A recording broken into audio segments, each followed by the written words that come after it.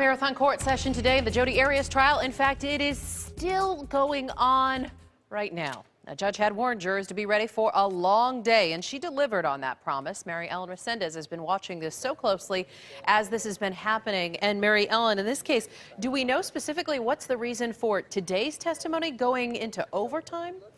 You know, Katie, Judge Sherry Stephen definitely wanting to wrap up this trial. She has scheduled jury instructions and closing arguments tomorrow. And in order to do that, that means they have got to get through the defense, prosecution, and the jury questions of this defense expert today. And she has said she will keep court in session even if it means going to 8 o'clock tonight.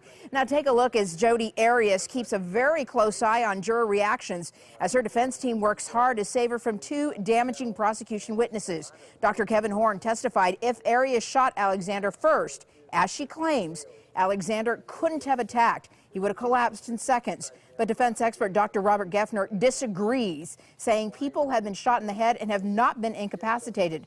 And as for Dr. Janine DeMarty's borderline personality disorder, Dr. Geffner says Arias' tests do appear to be in line with domestic violence victims.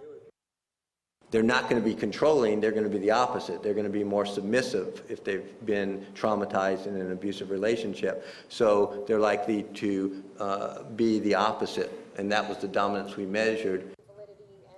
Now, Dr. Geffner did point out to the jurors that he has never met Jodi Arias and he never evaluated her personally. He's just going off of the tests that were done by all three experts. Those are two defense experts and one of the prosecution's experts. Katie? Well, you mentioned they could go all the way to 8 p.m. If that's the case, those court watchers are just going to have to go right outside and get in line again for tomorrow morning.